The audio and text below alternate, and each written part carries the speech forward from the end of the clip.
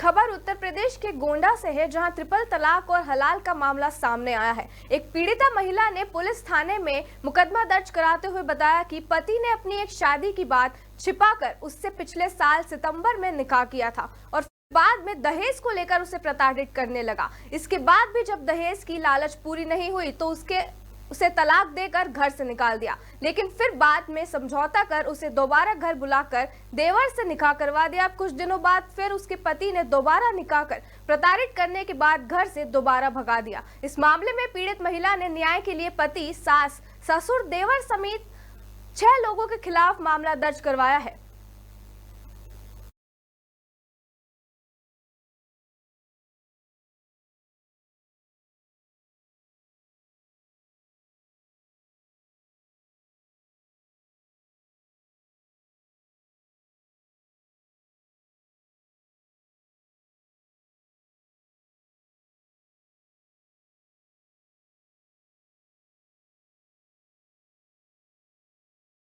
सितंबर में हमारी शादी हुआ तो हम वहाँ पर गए तो वो ताना हमें मारने लगे, कहने लगे कि 50,000 रुपया और मोटरसाइकिल लाओ। तो हम अपनी मम्मी से कहें फ़ोन से कि अम्मी ये कह रहे हैं 50,000 रुपया और मोटरसाइकिल।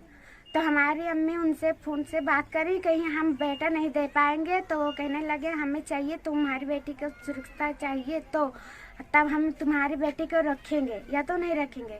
तो वो हमें मारने लगे उस दिन से, तो हमें मारे। फिर हमें वहाँ पर गए तो हमें पता चला कि वो शादीशुदा हैं, उनके 5 बच्चे हैं पहले से ही। हाँ, पहले से 5 बच्चे हैं।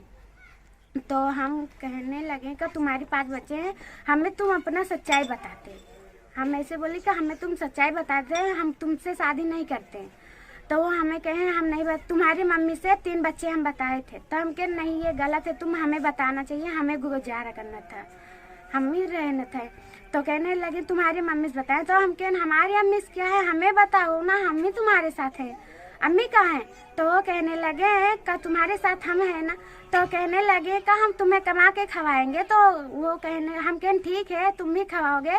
तो हम वो कहने लगे, फिर हमारे मार कर हमें भगा दिए। हमारे सास मारे, हमारे माजिल वाले देवर मारे, हमारे आदमी मारे। देहात के रहने वाले एक लड़की की शादी कस्बा खोड़ारे, थाना खोड़ारे के अंतर्गत मुस्लिम रीति रिवाज के साथ किया गया था। महिला द्वारा अपने पति और उनके परिजनों के विरुद्ध कथित आरोप लगाते हुए, जिसमें 3 तलाक व अन्य कुछ आरोप थे, के संबंध में दी गई दलील के आधार पर दिनांक 22/2/2024 को भी पंजीकृत किया गया था, जिसकी विवेचना उपनिरीक्षक प्रेमचंद गुप्ता, थाना खोड़ारे द्वारा संपादित की जा रही है।